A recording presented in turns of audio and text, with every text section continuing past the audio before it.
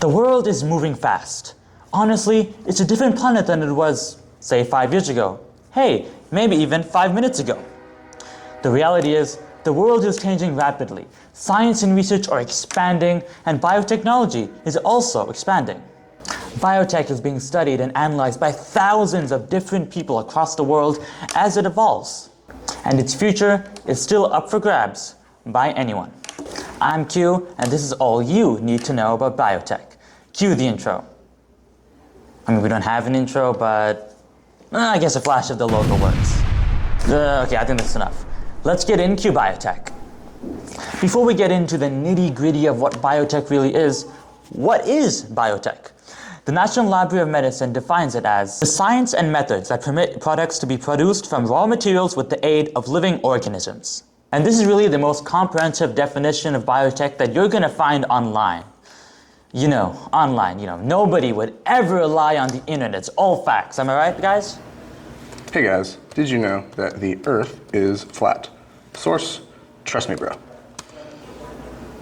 The Institute goes on to say that biotech is a diverse field which involves either working with living cells or using molecules derived from them for applications oriented toward human welfare using varied types of tools and technologies. And that's a lot of really, really big words, but basically, biotechnology is when biology meets technology. And really, they go hand in hand. Biology and technology are inseparable. They're like partners, kind of like Q and being intelligent, or screenagers and their phones, that one person in the class. You know who I'm talking about, and you know who you are.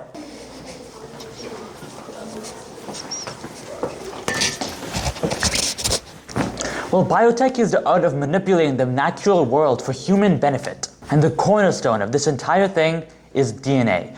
It's the blueprint of life, the genetic instruction manual for every living thing. Being able to edit, read, and build upon that DNA is critical to biotechnology. And speaking of building on that biotechnology, there are 4 main pillars of biotech. Industrial and environmental biotech is the first pillar.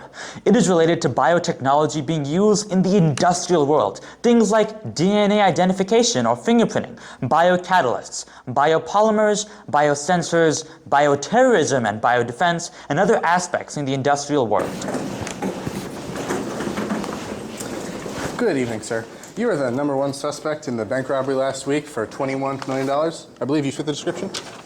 Oh yeah, you fit the description. And we identified you through DNA fingerprinting.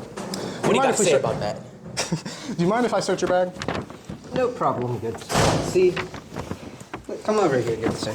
Hold on, good sir. I do not wish. See, stand here. See, when we analyze your heights, we can tell that you're around 6 to 7 feet tall. Because,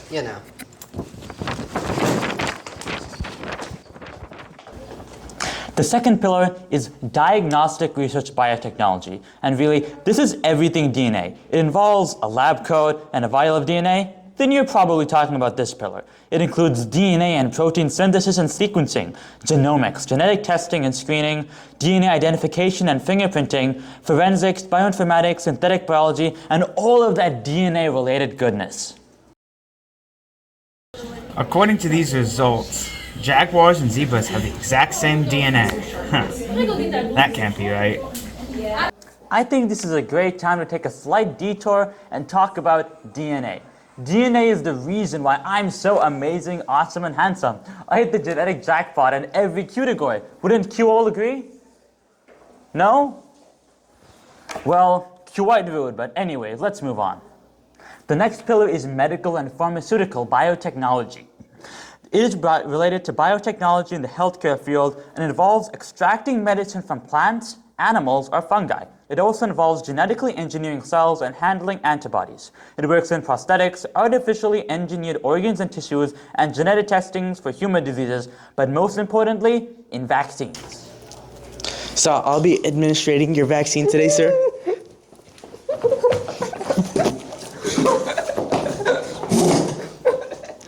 Lastly, the fourth pillar is agricultural biotechnology. It involves the breeding of livestock and plant crops, agriculture and marine biology, horticultural products, asexual plant propagation, and plant tissue culture. Additionally, it involves production of plant fibers and genetically engineered plant crops. According to my calculations, if I had 6 or 7 more drops of this secret serum to this tree, it will grow by 420 centimeters, resulting in maximum yield. Agricultural biotechnology is a pillar of biotech that most significantly impacts our day-to-day lives. Think about the fruits and vegetables that we buy at markets, or even other processed foods that we eat.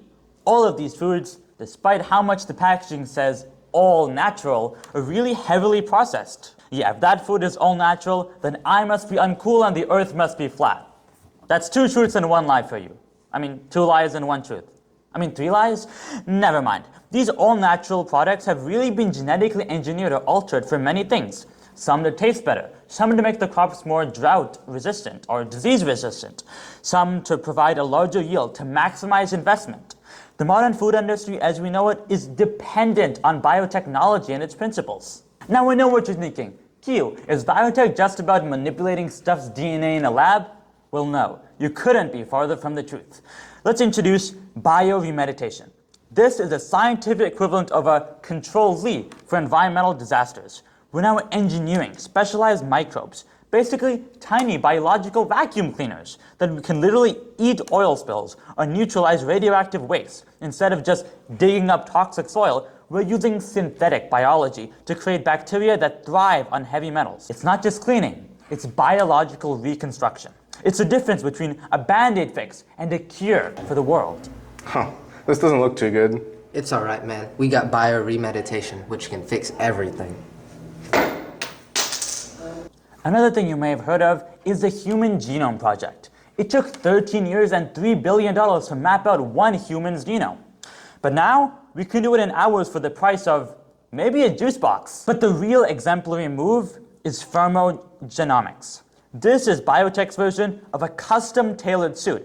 Instead of one-size-fits-all medicine, we can specifically tailor medicines to people's biological needs by knowing their genetic makeup. We aren't just treating the disease anymore. We're stopping and treating your specific version of it. It's precision medicine, and it's the end of trial and error in the ER. But as biotech has become more and more mainstream, many ethical and social considerations have really come to light. And the reality is, I'm not talking about the ethical issue of when my lab partner walks into the room and forgets to give me a compliment, though that is a human rights violation in my book.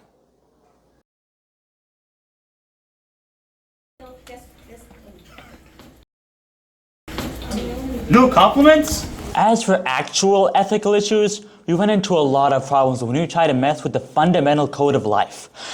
We run into some heavy questions that don't have easy answers. It's not just about can we do it, but should we do it? And who gets to decide? These are some ethical conundrums. The first conundrum, designer genes versus diverse DNA. Technologies like CRISPR-Cas9 allow us to edit human embryos.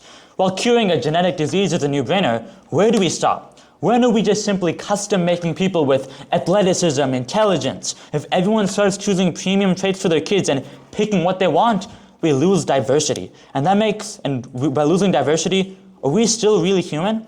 It's a fine line between a medical miracle and almost making a new social hierarchy. Hello, I was looking to pick out DNA traits for today. No problem. What are you looking for? I was looking for intellects, for athleticism. Light LeBron. Good choice, Yes. good choice. Height, and then also strength as well, I think. No problem. We'll get that order for you right away. Perfect.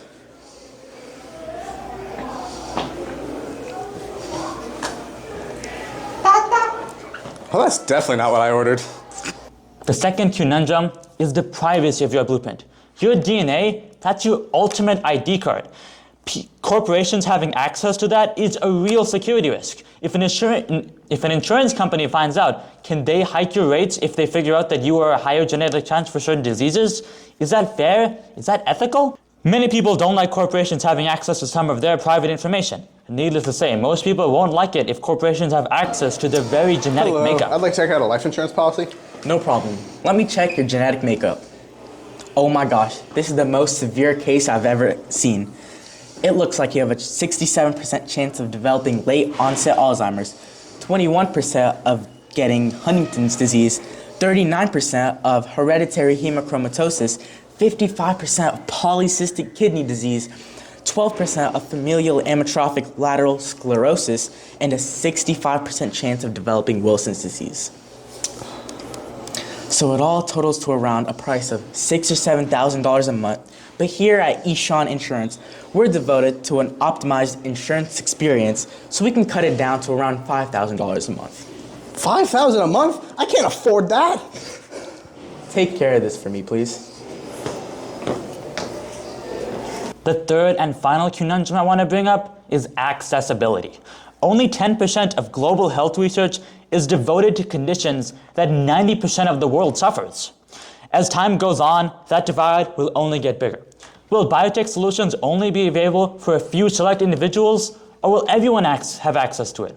As it stands, it seems it's going to be this first one. Only a few individuals will have access to it. And these are just a few. There are a lot of ethical dilemmas that we need to consider. Now, for each of these dilemmas, I propose a solution. Firstly, we should restrict the ability to manipulate people's DNA for only medical anomalies and conditions, being able to improve someone's health by perhaps taking out a genetic disease that they're going to be born with. That's a good way. But not for anything like, oh, I want my kid to be athletic or strong or this or that, just for medical advancements.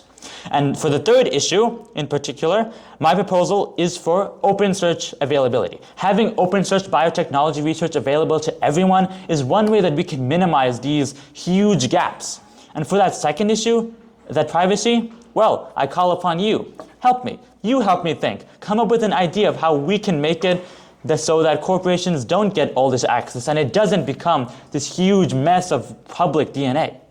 The last thing about biotech I want to mention is the future of biotech. As we look ahead, we are entering an era of biotechnology with new tools like AI, more advancements like CRISPR-Cas9, and so much more are turning what we once thought as science fiction into science fact. The next decade will see us moving from simple gene editing to synthetic biology, creating programmable living systems that can grow sustainable materials, produce carbon-capturing plants, and even print organs for human transplant. This shift from discovering life to engineering promises to solve some of the most urgent healthcare problems is just the future. But it also brings a profound responsibility onto all of us. As these tools become a part of our daily lives, the ultimate question won't be, what can we build or how can we do it? But should we do it? Until next time, Q out. And thank you for watching. Cue the outro, I guess. We don't have an outro either. Maybe the logo again? See you next time and hope you have a great day.